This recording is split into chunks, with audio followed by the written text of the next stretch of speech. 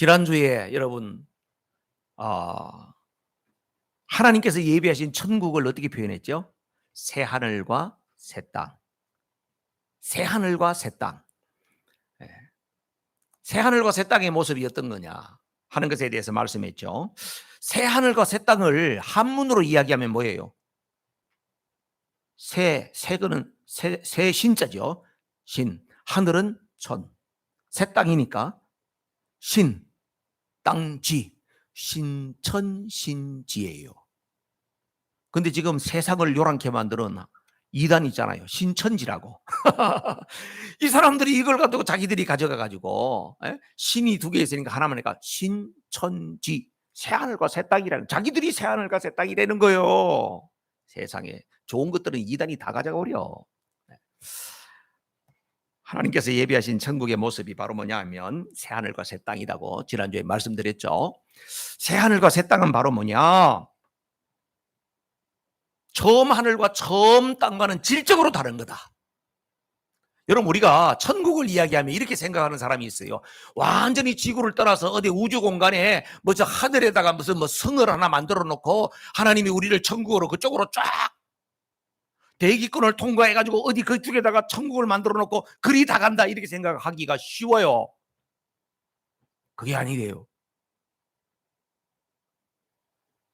천국은 바로 뭐냐면 처음 하늘이 없었다니까 지구가 폭삭하고 그 다음에 하나님께서 우리를 다른 어떤 대기, 다른 행성 속에 이렇게 생각하기 쉬운데 안 그렇다니까요. 하나님이 새 하늘과 새 땅은 바로 뭐냐 하면은 이 땅에 질적으로 다른 하나님의 나라가 세워진다는 거예요. 질적으로.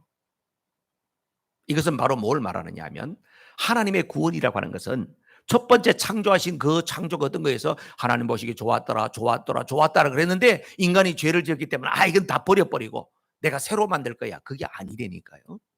하나님께서는 이 땅을 회복시켜서 질적으로 지금 우리가 살고 있는 것은 차원이 다른 그런 새 하늘과 새 땅을 하나님께서 우리에게 주신다. 그게 바로 뭐냐? 천국이라고 하는 것을 말하는 거예요. 하나님의 구원은요, 사람도 마찬가지예요.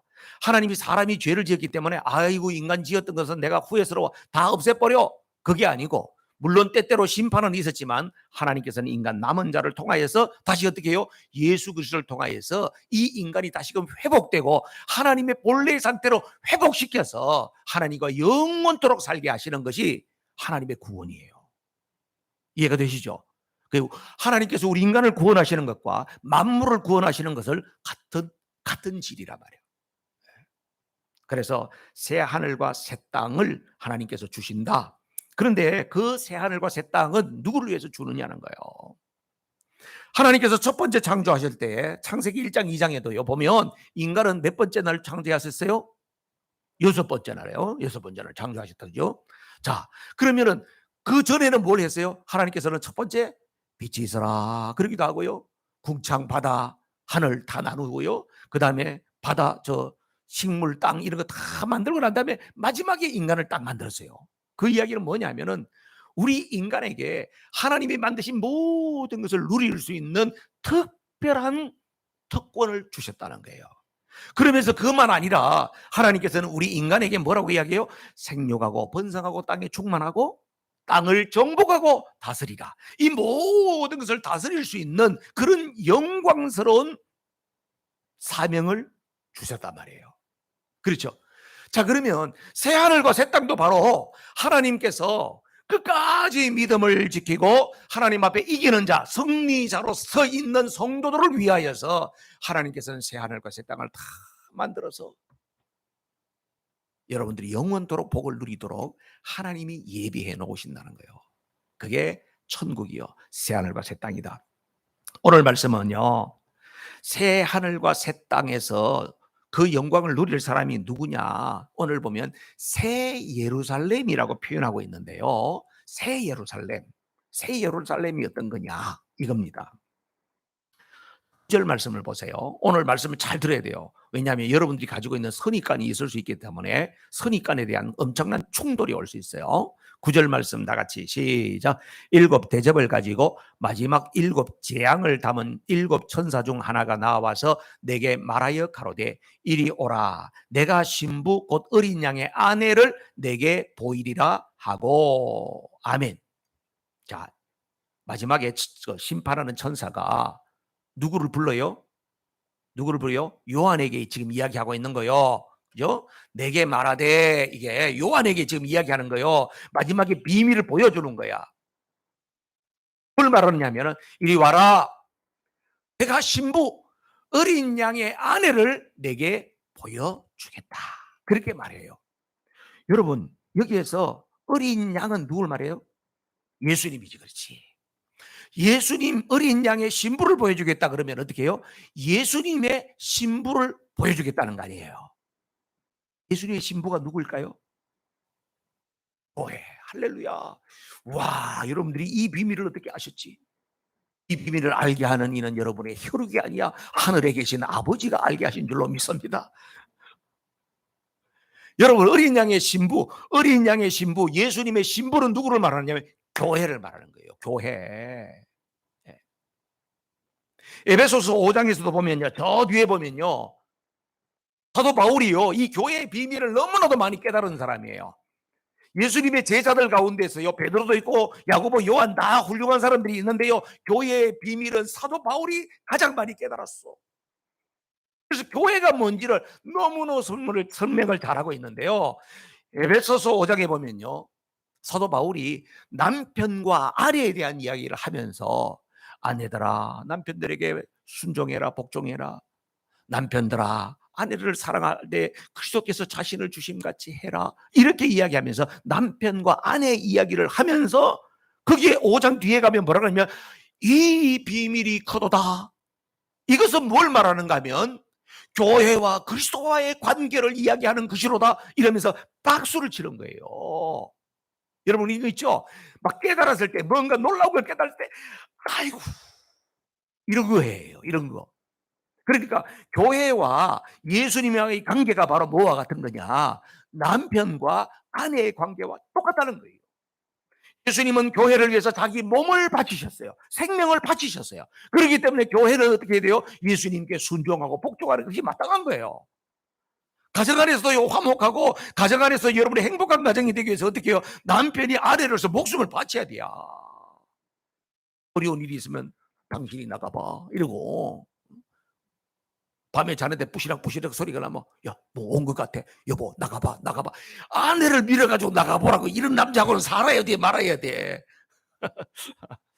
그래도 살아야죠. 남편은 아내를 위해서 어떻게 해요?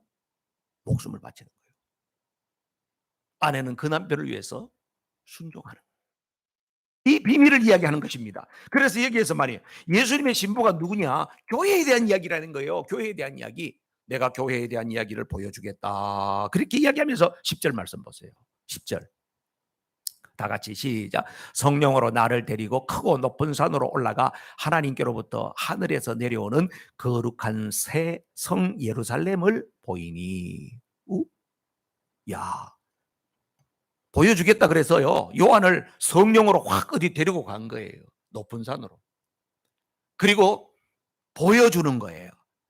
신부가 온다 그랬는데 뭐가 나와요? 하늘에서부터. 하늘에서 뭐가 내려와요? 거룩한 성 예루살렘이 내려온다는 거예요.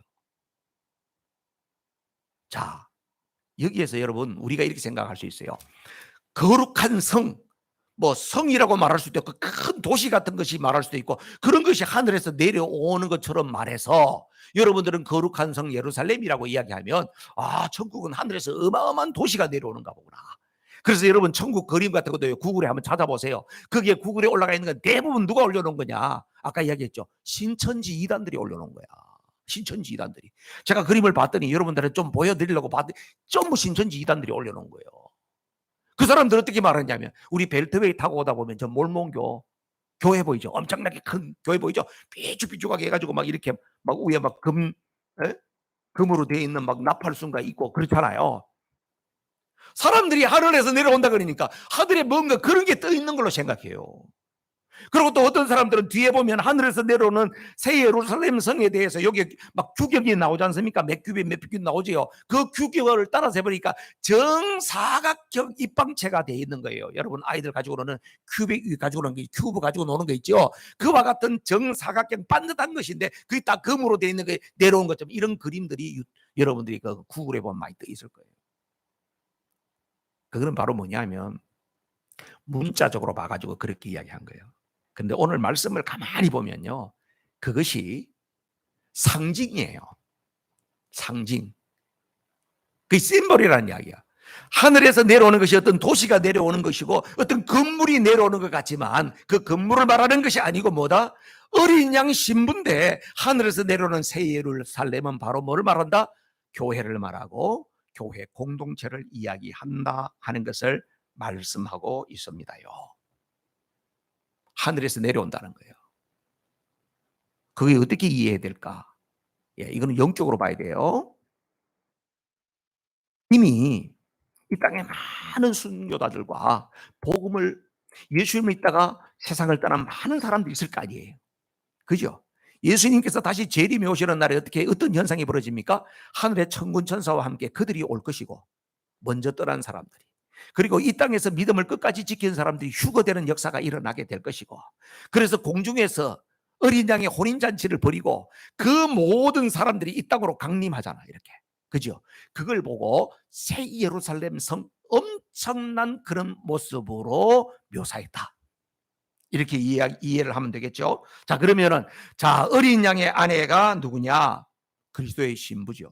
그죠? 그리스도의 신부다. 그리스도의 신부가 누구냐? 교회다. 교회라고 하는 건 예수님을 구주로 믿는 사람의 그 공동체를 말한다. 그래서 새하늘과 새 땅은 이미 다 만들어져 있을 것이고 그리고 난 다음에 거기에다가 하늘에서 어마어마한 하나님을 섬기던 자들이 내려와서 이 땅에서 새 예루살렘의 성에서 누리게 되는 영광을 누리게 된다. 그렇다고 하면 이런 물음을 할 수 있어요. 아니 그러면 그렇게 쉽게 설명을 하시지 왜 이걸 갖다가 성이라고 이야기를 해서 우리가 생각할 때 무슨 건물이나 어떤 도시나 엄청난 궁전이나 이런 생각을 하게 할까요? 그럼 예수님의 재림 사건은요 양면성을 갖습니다. 양면성 두 가지 면이 있다는 거예요. 예수님의 재림 사건은 그동안 믿음을 지키고 하나님 앞에서 끝까지 신앙으로 주님의 오심을 사모했던 자들에게는 뭡니까? 말할 수 없는 영광의 날이고 구원의 날이고 축복의 날이 되는 거예요. 그런데 반대로 끝까지 복음을 거부하고 세상 가치를 따라서 살게 되고 그런 사람들에게서 어떻게 해요? 그 날은 최악의 날이 되고 고통의 날이 되고 절망의 날이 되는 거예요. 그렇죠? 그래서 오늘 새 예루살렘을 거룩한 성이라고 표현했던 것은 바로 무엇을 말하느냐 하면은 멸망받아야 할 것과 구원받아야 할 것을 대비시키기 위해서 그러지 않았냐 이런 표현을 쓴 것으로 보여요. 그래서 여러분 거룩한 성 새 예루살렘은 어떻게입니까? 어린 양의 신부니까 예수님을 맞이하는 신부 같은 그런 교회를 말하는 것이고 또 이 반대쪽에는 어떻게 어마어마한 성이 있어요. 성경에 어떤 성이 있었어요? 큰 성 바벨론이 있었어요. 그죠? 요한계시록 17장 18장에 나왔는데요. 큰 성 바벨론. 세상에서 어마어마한 힘을 가지고 있는 집단들을 말해요. 요한이 지금 성경을 쓰고 있는 이 계시록을 쓰고 있는 이때는 큰 성 바벨론이 누구였을까요? 로마였지. 로마. 어마어마한 힘. 로마의 힘이 모든 세계를 장악하고 있는 힘이라고 생각했단 말이에요. 그죠? 그 다음에 이걸 대비하면 이런 거예요. 어린 양 신부는요, 교회가 어떻게 해요? 나약한 모습이에요. 그죠? 그런데 성경에 또 누가 나와요? 음녀가 나와, 음녀. 음녀. 음녀가. 이 하나님 나라와 성도들을 갖다 박해하던 음녀라고 음란한 여자로 그 나타나는 음녀가 있어요. 이걸 둘을 대비하는 거예요. 그러니까 결국은 교회는 연약하게 하고 보잘것없어 보이지만은 결국은 여기가 승리하게 되고 음녀는 어떻게 한다? 하나님께서 심판하신다. 이걸 대비를 해주기 위해서 성으로 그렇게 묘사했을 것이다. 역사 이래로 여러분 하나님의 나라 가치를 따라 살고 복음을 따라 사는 사람들이 그렇게 힘이 있던 시절이 많지 않았어요. 대부분의 교회는 약하고요 힘이 없고 무기력해 보여요. 세상의 힘은요 어마어마하고요 항상 교회를 핍박하고 짓누르는 그런 형국을 가지고 있어요. 그런데 결국은 마지막 때 어떻게 된다? 하나님께서는 하나님 나라에 같이 끝까지 믿음으로 살았던 사람을 승리자로 세우시고 세상의 모든 것들을 한순간 무너뜨리게 될 것이다. 지금 요한이 환상을 보고 초대교회에 말할 수 없는 핍박 가운데 있는 그 성도들에게 이 편지를 써줬을 때는 얼마나 위로가 됐겠어요. 여러분들은 이런 환난과 핍박이 없으니까 막 그게 그런 것 같기도 하고 안 그런 것 같기도 하고 그럴지 모르겠어. 이 마스크를 다 벗고 있으면 좀 여러분 표정을 내가 잘 보는데 이 마스크를 끼고 있으니까 제가 관상이 잘 안 보인단 말이에요. 그렇다는 거죠. 당시에는 로마가 영원할 것 같았어요. 여러분 로마의 권력은 영원할 것 같았어요. 그런데 하나님께서 그 강력한 제국, 역사상 로마만큼 강력한 제국이 없었어요. 그런데 한순간 무너뜨리는 거예요. 하나님이 개입하셔서 너 끝 이렇게 이야기하면요 그 강력한 큰 성 바벨론도 한순간에 폭망해버리는 거예요. 반면에 새 예루살렘의 그 영광이라고 하는 것은 어린 양의 신부가 어린 양이 얼마나 나약해 보이겠습니까? 그러나 어린 양의 그 신부들은 그런 가운데도 순결하게 끝까지 믿음을 지키려고 하고 거룩하게 살려고 하고 그렇게 가냘파 보이지만은 그들은 결국은 어떻게 된다? 승리를 누리게 되고 영광을 누리게 된다 하는 것이에요. 이것을 오늘 우리에게 적용해 보면 우리가 살아가는 현실 가운데서도요 세상 가치가 얼마나 그냥 막 밀물처럼 덮쳐오는지 모릅니다. 여러분 성도들이 이 세상 가운데서 믿음으로 살기가 쉽지가 않아요. 성도들이 이 세상에서요 하나님의 말씀 따라 비즈니스 하기가 쉽지 않다니까. 그렇죠? 아이고 목사님 말씀 따라서 비즈니스 하면 다 망해요 이러잖아요 여러분. 예수 믿는 사람들 나가 똑같이 다 거짓말하고 다 사기치고 그러잖아요 이거. 왜 그래요? 아유 말씀 따라 살면 어떻게 살아요 여기서. 그냥 눈치껏 융통성 있게 살아야지. 그게 바로 뭡니까? 세상의 가치가 너무나도 힘이 세니까 그게 맞서지 못하는 거예요. 여러분 그럴까요? 하나님이 그렇게 만들어 놨을까요? 세상에서 너희들이 약삭빠르게 살아라. 그리고 교회 와서만 거룩하게 해라. 하나님이 그랬을까요? 세상의 힘은 큽니다. 무섭습니다. 나를 집어삼킬 것 같습니다. 거기서는 어떻게 하든지 가서 타협하고 적당히 살아야지 내가 살아남을 것 같습니다. 그런데 오늘 이 말씀은 바로 뭡니까? 그게 아니라는 거예요. 세상 가운데에서도 네가 하나님의 말씀을 따르고 하나님 앞에서 살고 코람데오의 정신으로 살고 내가 불이익을 당하고 손해를 본다 할지라도 내가 말씀 따라 살겠습니다. 내가 하나님으로부터 받은 사명 은혜가 너무나도 큰데 내가 어떻게 살겠습니까? 그렇게 살아가면 사람들이 에이 구닥다리 지금 시대가 어떤 시대인데 이렇게 할지 몰라도 결국은 하나님께서 어떻게 해요? 성리케 한다. 그 사람을 이기게 만들어준다는 거예요. 그래서 주님의 약속은 뭡니까? 교회가 마지막에 승리한다는 겁니다 여러분. 마지막 최후 승리자는 교회고 끝까지 말씀을 지키는 자고 그리스도의 신부된 자가 새 예루살렘의 주역이 되고 영광을 누리게 된다고 하는 것을 말씀하고 있는 것이에요. 아멘이시죠? 아멘. 여러분 교회 안에서 강력한 결단을 하고 세상에 나가도 세상의 힘에 막 우리가 막 주저앉을 만큼 힘들어지는 거예요. 근데 교회 안에서도 비몽사몽 이렇게 해가지고 가가지고 어떻게 세상을 이기겠어? 자, 오늘 거룩한 성 예루살렘에서 누리게 될 그 영광의 특징을 이야기해 드릴게요. 오늘 뭐 다시 한 거 많습니다. 뭐 보석도 이야기하고 막 이러고요. 천국에는요 보석이 어느 정도냐면요 큰 문이 있는데 진주가 네, 진주가 한 덩어리 한 덩어리. 진주문이. 여러분 갖고 있는 많은 거 공이 아니고 진주가 한 덩어리요. 그런 진주 봤어요? 천국 가면요 새고 생기요 보석이요. 길이 다 그냥 순금길을 걸어. 황금길, 순금길을 걸어. 그 세상에서 여러분들 뭐 이게 뭐 짜잘한 거 이런 거 너무 좋아하지 말라는 얘기예요. 천국 가서 발에 채이는 게 뭐 보석이요. 그거 누릴 생각하고 여기서 뭐 그냥 그거 모으려고 가서 아이고 목사님 그래도 이거 귀한 거야. 그러지 말라고. 저 IT 교회 그 지붕에 그 태양광 패널이나 해드려. 거룩한 성 새 예루살렘이 누리는 영광이요. 첫 번째는요. 여기는 어떤 곳이냐면 거룩하고 완전한 공동체예요. 여러분 오늘 이 성경을 읽으면서 보니까 여기에 자세한 내용은 모르지만 공통되는 숫자가 나와요. 무슨 숫자가 나와요? 읽어보면서 아까 뭐가 나왔어요? 12라는 숫자가 나오죠. 그죠? 거기에 보면 12문이 나와요. 12 기초석이 나와요. 12 지파가 나와요. 12 제자가 나와요. 그리고 그 거룩한 성의 도성의 가로 세로 높이를 보니까 12,000 스타디온이라고 되어 있어요. 12,000. 그 10이라는 게 나오죠. 그 다음에 성곽의 크기가 어떻게 나와요? 144 규빗이라고 나와 있어요. 144는 어떻게 나와요? 12 곱하기 12 하면 144가 나오죠.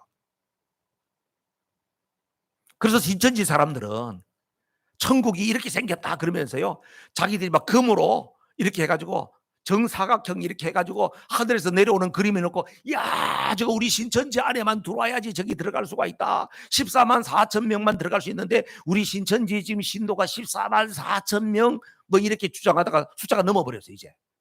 그러니까 또 자기들이 또 막 다른 논리를 만들어내고 있는 거예요. 여러분 그런 천국에 들어가서 살고 싶겠어요? 지구도 좁다 그러는데 지구 위에 그냥 그 사각형인데 거기 들어온다 그러면은 그 안에서 답답해서 어떻게 살아? 그것은 상징이에요. 12, 12, 10이라고 하는 것은 뭡니까? 완벽한 완전수를 이야기하고 있는 것입니다. 그렇기 때문에 하늘에서 내려오는 그 성도들의 공동체가 완전한 공동체를 이야기한다는 거예요. 어린 양의 신부로 오는 그 공동체가 완벽한 공동체라고 하는 것을 이야기하는 거예요. 여러분 세상에 완벽한 공동체가 어디 있어요? 그렇죠? 지금 교회 가운데서 완벽한 교회가 어디 있어요? 지금 교회는 사실은 사탄 마귀가 교회를 얼마나 공격하는지 몰라. 교회들마다 조용한 교회가 없어. 교회 와가지고 사탄 마귀가 계속 분탕질을 하는 거예요. 성도들끼리 서로 미화하게 하고 시기하게 하고 당을 짓게 만들고 뭐 아무 교회에 누구 목사님이 쫓겨났다 그러고 사탄 마귀가 분탕질을 계속 한단 말이에요. 완벽한 교회가 없어요. 그런데 마지막에 임하시는 그 새 예루살렘은 보면 그것은 교회를 말하고 하나님의 백성들의 공동체를 이야기하는데 12, 12, 12, 12 이야기하는 것은 바로 뭘 말한다? 완벽하고 거룩하고 아름답고 깨끗한 그런 공동체를 말한다. 목사님 그게 어떻게 그렇게 되죠? 예수님의 보혈의 피로 씻음받아서 마지막에 완성되는 공동체가 그 공동체다. 두 번째로는 거기에는 하나님의 임재로 하나님의 영광으로 충만한 나라예요. 11절 말씀에 보면 이런 말이 있거든요. 그 도성은 뭐에 쌓여 있다? 영광으로 쌓여 있다는 거예요. 영광으로. 하나님의 영광이 있다는 거예요. 거기에는. 여러분 거기에는요 전기불 뭐 햇빛 달빛 이게 필요 없는 거예요. 하나님의 영광이 찬란하게 비치기 때문에. 여러분 법궤 언약궤 제가 설명할 때도 출애굽기 언약궤 설명할 때도 그런 이야기를 했어요. 성막들에는 어떤 빛이 있어요? 성막들에는 밤이 있고 낮이 있어요. 거기는 성막들이니까 그때는 가로등도 없고 그 낮에는 밝고 그다음에 밤 되면 깜깜하고 그런 거예요. 태양에 의해서 빛이 비치는 거죠. 그럼 성소와 지성소가 있어요. 성소에 들어가면 어떤 불이 있어요? 거기는 24시간 정금등대에 불을 밝히잖아. 그죠? 거기에는 어둠이 없어요. 사장이 해야 될 일은 계속 불 안 꺼지게 기름 넣는 거예요. 그래서 거기는 항상 빛이 있어요. 뭐 때문에? 그 정금등대의 불빛 때문에. 지성소에 가면요 무슨 빛이 있어요? 위에 하나님의 영광의 빛이 있는 거예요. 하나님이 임재하는 곳에서는 영광이 드러나게 돼 있는 거예요. 그래서 지금 거룩한 성 예루살렘에는 어떤 일이 벌어진다? 거기에는 하나님 자신이 빛이시고 하나님 자신이 영광의 빛을 발하기 때문에 어둠이 전혀 없다는 거예요. 여러분 그 그림자로 이 세상 가운데서도 구약 성경으로부터 쭉 보면요 하나님이 임재하는 곳에서는 어둠이 없다는 것을 말씀해요. 출애굽기 40장에 보면요 하나님께서 모세에게 뭘 지으라 그랬어요? 성막을 지으라 그랬거든. 성막을 하나님 말씀대로 다 지었어요. 그래서 40장 마지막에 성막을 다 지었습니다. 그랬더니 하나님께서 어떻게 돼요? 영광의 구름이 임해가지고 그 성막을 확 싸는 거예요. 그리고 나서 그 안에 성소, 지성소 안에 하나님의 영광의 빛이 하나님의 영광의 구름이, 쉐카이나라고 하는 구름이 거기에 잔뜩 들어가 있는 쫙 있으니까 모세가 눈이 부셔서 거기 들어갈 수가 없었다는 거예요. 뭘 말합니까? 하나님이 여기로 오셨다는 거예요. 하나님이 임재하는 곳에서는 영광의 빛이 나는 겁니다. 그 이후에 솔로몬이 성전을 지었어요. 역대하 7장에 보면요, 솔로몬이 성전을 지어서 하나님 앞에 봉헌합니다. 다 지었습니다. 이제 하나님께 드립니다. 그러면서 제사를 쫙 지내면서 하나님 앞에 드리는데요, 하늘에서 불이 임해가지고 그 제물을 딱 태우면서 그 다음에 어떻게 해요? 성막에 임했던 그 하나님의 영광이 솔로몬 성전에도 임하는 거예요. 하나님의 영광이 솔로몬 성전 안에 가득 찬 겁니다. 쉐카이라, 영광이. 에스겔 선지자에게도 똑같이 하나님의 영광을 보여주세요. 이거는 에스겔 선지자는요, 이스라엘 백성들이 저 바벨론의 포로 생활할 때의 선지자 아닙니까? 이스라엘 백성들은 완전히 절망, 낙심, 희망이 없는 그런 상태로 몰락하고 있었거든요. 그런데 하나님께서 에스겔 선지자를 불러요. 그러면서 어떻게 해요?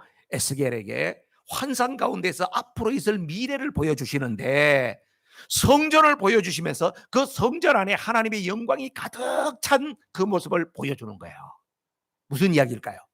여러분이 에스겔이면 그걸 봤어. 우리는 포로 중에 있는데 그걸 봤어. 백성들에게 무슨 이야기 할까요? 무슨 이야기 할 거예요?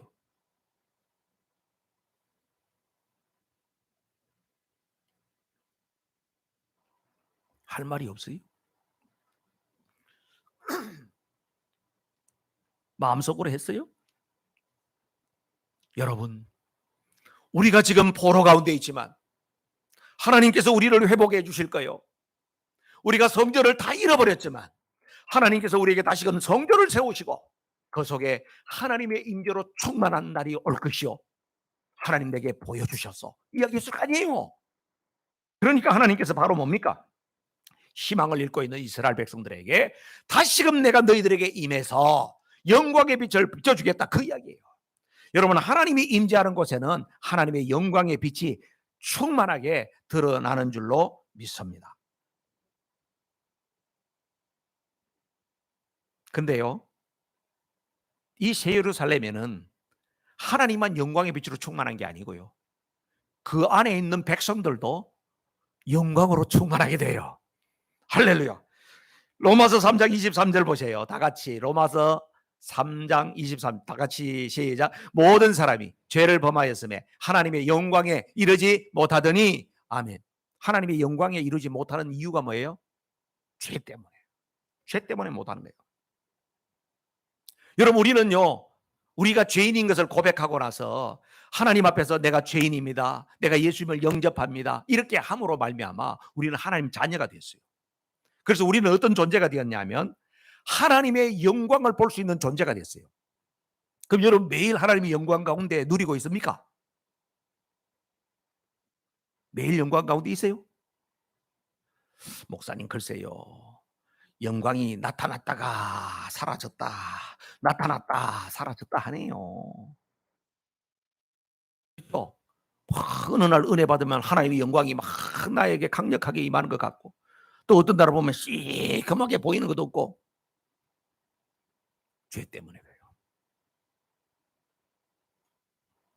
내가 믿음으로 살지 못하고 내 육성을 따라 살게 되면 하나님의 영광이 가려져요.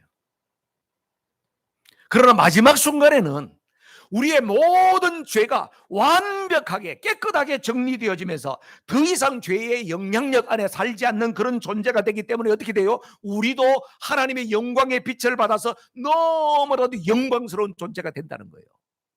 여러분, 구원을 이야기할 때에 제가 출애굽기 때 설명했죠. 구원은 단순히 죽어서 천국에 가는 것만 말하는 게 아닙니다. 구원이라고 하는 것은 시작이 있고 과정이 있고 완성이 있습니다. 맞아요? 시작은 뭐예요? 칭이라고 하죠. justification. 이것은 과거적인 것입니다. 그것은 예수님을 내가 영접하고 예수님을 구주로 받아들일 때에 구원이 이미 내게 임해버리는 거예요. 그래서 나는 하나님의 자녀가 되는 거예요. 그럼 현재의 구원이라고 하는 것은 무엇이냐? 그것은 성화라고 이야기하는데 sanctification이라고 그래요. 매일매일 구원을 경험하는 거예요. 하나님의 은혜가 너무나도 커서 나 같은 사람을 하나님의 자녀 삼아줄 것이 너무나도 감사해서 내가 이렇게 살면 안 되는데, 내가 막 살면 안 되는데, 내가 말씀 따라 살아야 되는데, 이런 거룩한 부담이 나에게 계속 오기 때문에 믿음으로 살고 한 걸음 한 걸음 하나님 앞에서 그렇게 살아가다 보니까 내 안에서 계속 변화가 일어나고 성숙이 일어나고, 이게 바로 뭐라고요? 성화의 삶이란 말이에요. 그렇게 계속 살아가는 것이 우리 믿음의 사람들, 성도들의 여정이에요. 그런데 마지막은 뭐가 있냐? 우리의 미래적인 구원인데요, 영화의 단계가 있어요. 글로리피케이션이라. 이것은 우리 성도들의 구원의 완성 단계입니다. 예수님이 재림에 와서 예수님 만나는 그 순간에 우리가 영화로의 단계로 가버리고요, 우리가 죽어서 주님 앞에 가서는 그 순간에 우리는 영화롭게 되는 거예요. 그래서요, 고린도전서 15장 51절에서 사도 바울은 이런 표현을 했어요. 다 같이 시작. 보라, 내가 너희에게 비밀을 말하노니 우리가 다 잠잘 것이 아니요 마지막 나팔에 순식간에 호련히 다 변화하리니. 아멘. 고린도전서 15장은 부활장이에요. 예수님께서 이 바울에게 어마어마한 비밀을 깨닫게 해주신 거야. 그래서 내가 너희들에게 비밀을 이야기한다 그러면서 마지막 때까지 다 너희들 잠자는 게 아니다. 바울은요, 죽는 걸 죽는다고 이야기 안 하고 잠잔다 그랬어요. 왜냐하면 잠자고 나서 아침에 탁 일어나잖아요. 그것처럼 성도들이 다 그냥 죽어있는 상태로 끝, 이게 아니고 잠잤다가 다시 일어나는 것처럼 부활의 날이 온다는 것을 이야기하기 위해서 항상 죽음을 잠자는 것으로 표현했어요. 그런데 이렇게 이야기해. 마지막 나팔에, 주님의 재림 나팔이 딱 불릴 때에 우리가 어떻게 돼요? 순식간에 0.00000001초 순식간에 호련히 변한다는 거예요. 호련히 변하는데 그때 박은우가 이 박은우가 아니란 게, 여러분이 아니라니까. 완전히 영화의 단계로 싹 바뀐다는 거예요. 아유, 그럼 목사님도 못 알아보고 어떡하죠? 아니에요. 그 뒤에 나오겠습니다만은 이 땅에 있던 그 흔적은 남아있는데 나는 완전히 변화된 사람이 된다. 그게 바로 뭡니까? 영화로운 단계라는 거예요. 여러분 자신을 생각할 때 어때요? 평소에도 나는 너무나도 자랑스러워, 나는 하나님 앞에 너무 복된 인생이야, 여러분들에게 여러분을 생각하면 막 그냥 너무너무 기분이 좋습니까? 그런 사람도 간혹 있어요. 간혹 있어. 그런데 대부분의 사람들은 자기 자신의 열등감, 낮은 자존감, 다른 사람과 비교 속에서 늘 마음에 힘들어하고, 또 어떤 사람은 제가 우쭐해가지고 자기 자신의 교만, 이런 것 때문에 대부분이 자기 자신을 바라볼 때 그리 탐탁지 않는 나 자신을 본단 말이에요. 그런데 우리가 영광의 주님을 만나게 되는 그 순간에, 우리가 호련히 변화되는 그 순간에 나의 모든 약점과 단점을 다 극복하고 초월한 영광스러운 모습으로 주님 앞에 딱 서게 된다는 거예요. 여러분 상상만 해도 기쁘지 않아요? 박은우가 그 박은우가 아니라니까. 허물과 약점과 단점이 있는 그 박은우가 아니라니까. 저도 열등감이 많아요. 뭘 시키면 뭐든지 제가 하겠습니다, 감사합니다, 이게 잘 안 돼. 아유, 제가 할 수 있을까요? 아유, 제가 좀 부담이 되네요. 저도 그래.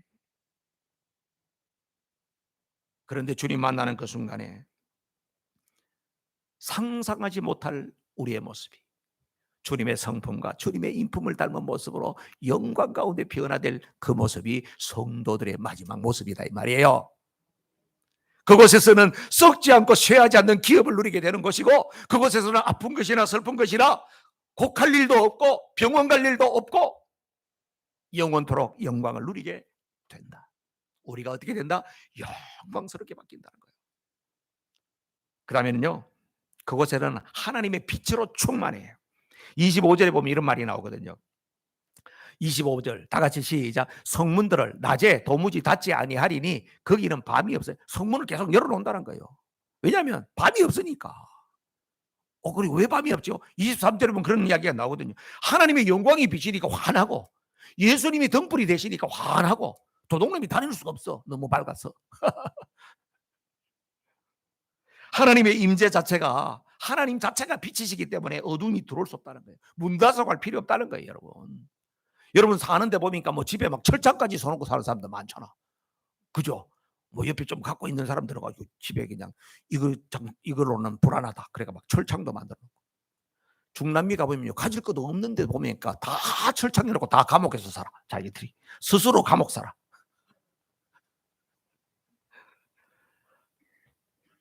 새 예루살렘 성은 어떻다고요? 100% 안전한 곳이라는 거예요. 그 다음에 마지막으로 거기에는요, 아까 잠깐 이야기했잖아요. 세상에 있던 아름다움이 보존되는 나라예요. 26절 보세요. 다 같이 시작. 사람들이 만국의 영광과 존귀를 가지고 거리로 들어오겠고, 사람들이 만국의 세계 열방 가운데 있는 그 영광과 존귀를 가지고 예루살렘 성에 들어온다는 거예요. 이 말이 무슨 말일까요? 우리가 생각할 때 이래요. 천국은 이 세상하고 완전히 이제 끝나기 때문에 세상하고는 끝, 새로운 세계, 이렇게 생각하기 쉽다 이거예요. 그런데 성경은 그렇게 이야기 안 해요. 하나님이 창조하신 가운데 이 세상에서 아름다운 것은 이루 말할 수가 없어요. 물론 인간의 타락과 죄 때문에 훼손되고 오염된 것은 있지만은 이 세상에서 아름다운 것들이 많이 있단 말이에요. 그런데 천국에서는 그 아름다움은 계속해서 유지가 된다고 하는 것을 이야기할 수 있죠. 그래서 성도들 간에 나는 알아볼 수 있다고 나는 믿어요. 여러분도 천국 가가지고 좀 모르는 척하고 가지 마세요. 아, 목사님이시네. 어떻게 알았지? 알게 된단 말이야. 알게 된다고요. 이 세상에 아름다운 흔적들이 남아요. 근데 새 예루살렘에 없는 게 있어요. 새 예루살렘에 없는 거 두 가지만 말씀드리고 말씀 마칠게요. 새 예루살렘에 없는 게 있다니까요. 성전이 없어. 아니, 성전이 없다니. 22절 말씀 보세요. 22절 다 같이 시작. 서간에 성전을 내가 보지 못하였으니 이는 주 하나님 곧 전능하신 이와 및 어린 양이 그 성전이심이라. 아멘. 거룩한 성에는 성전이 없어요. 왜 성전이 없을까요? 하나님이 성전이 되시기 때문에, 예수님이 성전이 되시기 때문에, 어디서나 하나님의 임재로 충만하고 어디서나 예수 그리스도의 영으로 충만하기 때문에 성전이 필요하다 필요치 않다? 필요치 않다는 거예요. 지금 우리가 살고 있는 이 땅에서는요, 우리의 죄와 인간의 불순종으로 인하여서 하나님의 임재가요 어디나 계시긴 해요. 그런데 죄와 불순종으로 인하여서 하나님의 임재가 어떻게 해요? 감춰져 있어요. 그래서 어떤 신학자는 이 부분을 너무나도 마음에 들게 표현했어요. 하나님은 역사 속에 숨어 계신대요. 하나님이 없는 게 아니에요. 하나님이 숨어 계세요. 왜 숨어 계실까? 하나님은 죄, 불순종, 악한 거 이런 걸 하나님 너무 싫어하세요. 그렇기 때문에 하나님께서 숨어 계세요. 그러면 우리가 하나님의 임재와 하나님의 영광을 맛보기를 원하는데 그럼 어떡합니까? 예배 가운데 하나님의 임재가 드러나는 거예요. 하나님이 가장 기뻐하시는 것이 예배입니다. 그래서 우리는 하나님께 예배하기 위해서 뭐가 필요해요? 성전이 필요한 거예요. 예배당이 필요한 것이에요. 그래서 우리는 예배당에 나와서 예배를 드릴 때에 여기에서 성령이 충만하고 하나님 앞에 임재를 사모하고 하나님의 영광을 구하고 하나님의 얼굴을 구하고, 그럴 때 숨어 계시는 하나님이 숨어 계시지 않고 우리 속에 임하시는 거예요. 그래서 여러분 예배가 그렇게 중요한 겁니다. 여러분들이 이런 예배를 드리고 있느냐는 거예요. 하나님의 임재 앞에 서게 되면 우리는 어떤 마음이 듭니까? 하나님을 향한 두려운 마음, 하나님의 이름을 높이고 싶은 경외심이 생기는 거예요. 그래서 예배가 반복되면 될수록 어떻게 돼요? 하나님 앞에서 하나님, 내가 이렇게 살아서는 안 되는데 이런 삶을 살겠습니다. 말씀대로 살겠습니다. 내가 변화되겠습니다. 새로워지겠습니다. 내가 다른 사람을 품겠습니다. 그래, 예배가 횟수를 거듭할수록 어떻게 해요? 그 사람이 바뀌는 거예요. 그게 진짜 예배라니까. 그런 예배를 드리십니까? 수마라교회 예배가 그 예배입니까? 예배가 이렇게 돼야 돼요. 하나님의 임재.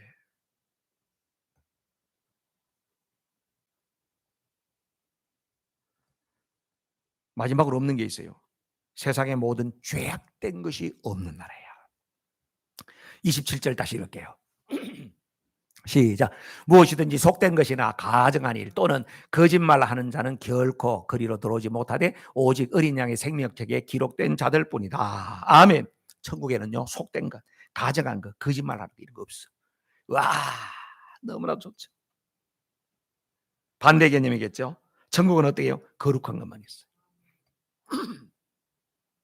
천국은 배신하고 변절하고 이런 거 없어. 하나님 앞에 신실함만 있어. 천국에는 막 사기치고 막 거짓말로 이런 거 없어요. 하나님 앞에서 정직하고 진실함이 있어요. 또 이렇게 말하면 또 마음이 찝찝한 사람이 있어요. 목사님, 내가 살다 보면 조금 거짓말 좀 많이 하는데 그럼 나는 천국을 못 갈라나? 천국은 죄를 한 번도 안 지어야지 가는 나라가 아니고 어떻게 해요? 내가 죄인인 것을 알고 예수님의 피공로를 의지하면서 회개하고 죄 씻음 받은 사람이 가는 나라가 천국인 줄로 믿습니다. 그래서 우리를 하나님 백성 만들기 위해서 성령님께서 인쳐주시고 성자 예수님께서 우리를 위해서 보배로운 피를 흘려주시고 성부 하나님께서 이미 우리를 선택하신 줄로 믿습니다. 다 일어나셔서 우리 마지막 찬양을 부르는데 천국의 찬양, 하나님의 나팔 소리 힘차게 찬양하고 기도하겠습니다.